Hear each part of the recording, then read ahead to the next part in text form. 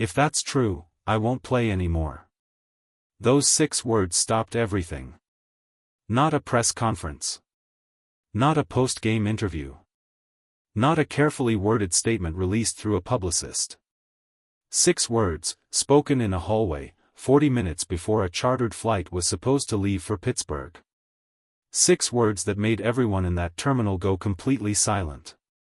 The luggage was already loaded. The bus had already pulled up to the gate. The Dodgers were supposed to be in the air before midnight.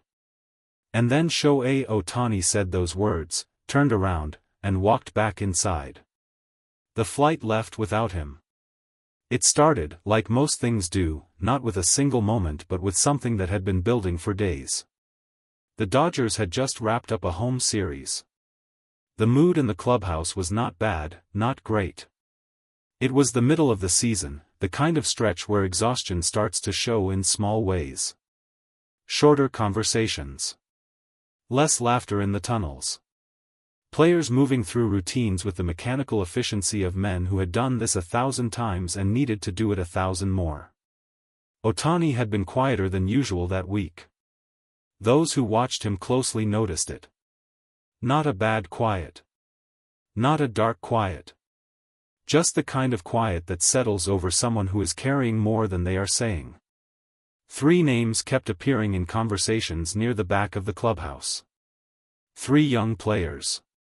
New faces.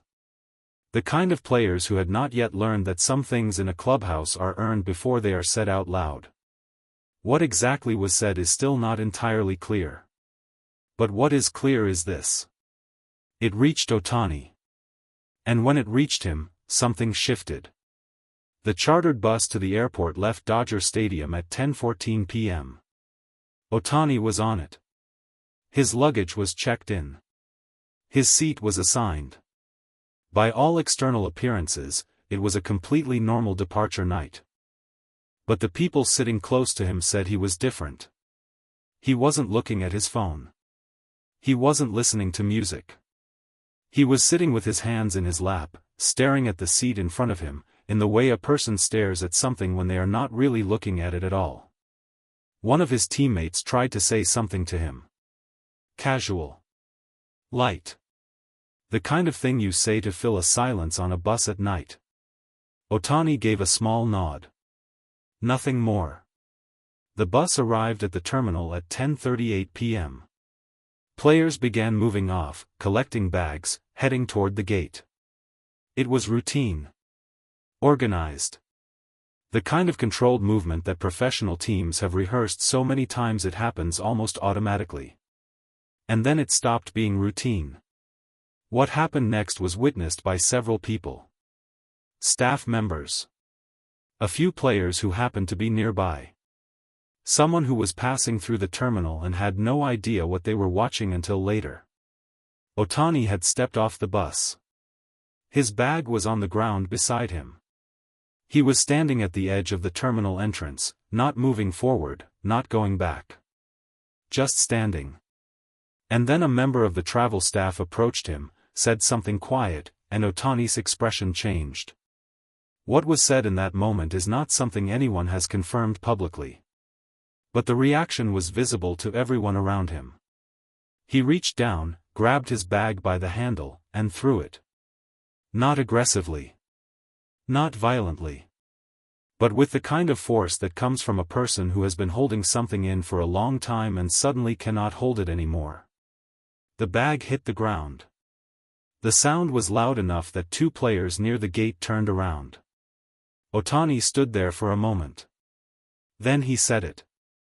If that's true, I won't play anymore. And then he walked back inside. The next 40 minutes were unlike anything that the terminal had seen in a long time. The flight was scheduled to depart at 11:20 p.m.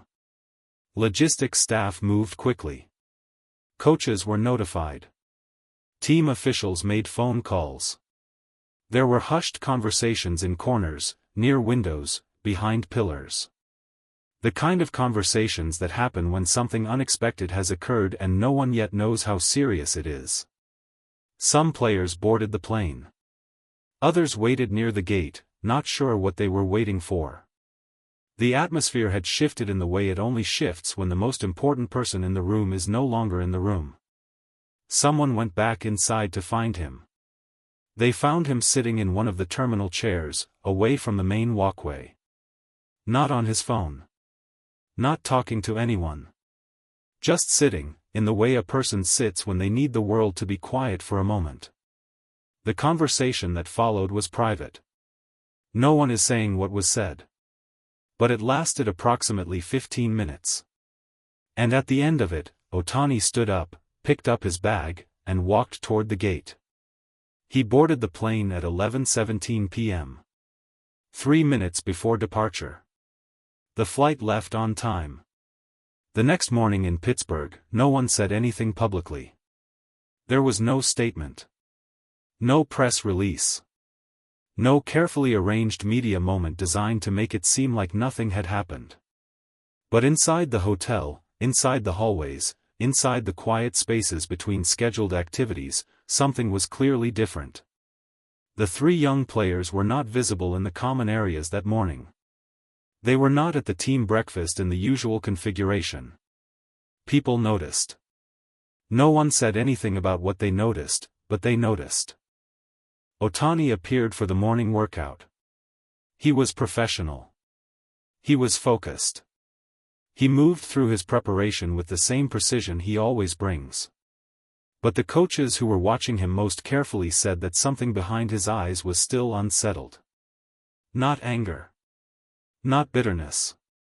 Something more complicated than that. It was the look of a man who had been asked to accept something he had not yet decided whether he could accept.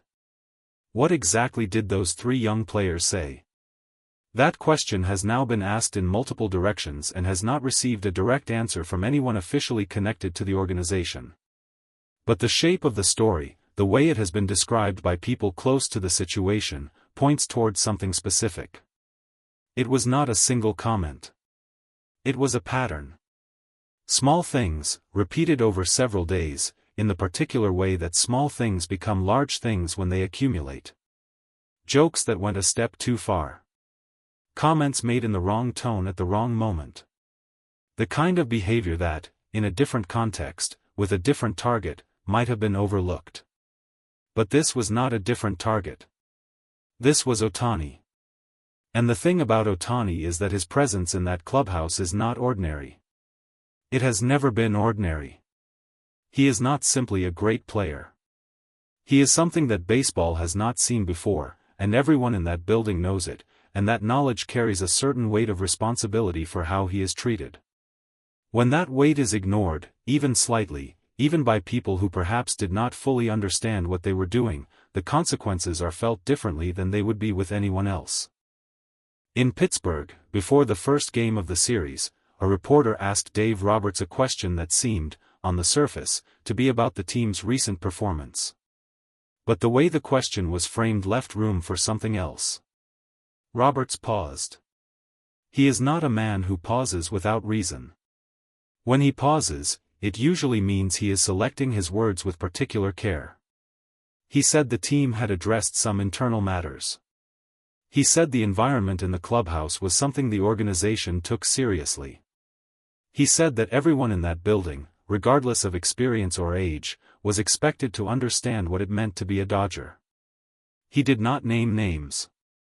He did not describe incidents. But the pause before he answered, and the precision of the words he chose, said more than the words themselves. The room understood what he was telling them without him telling them.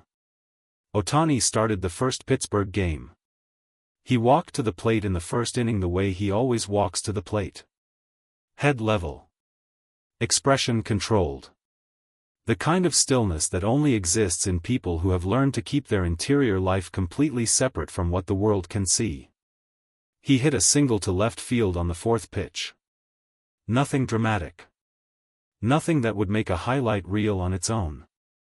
But the way he ran to first base, the way he arrived there and stood with his foot on the bag and his eyes already moving forward, said something to the people who had been watching him for the past 24 hours. He was still here. He had decided to still be here.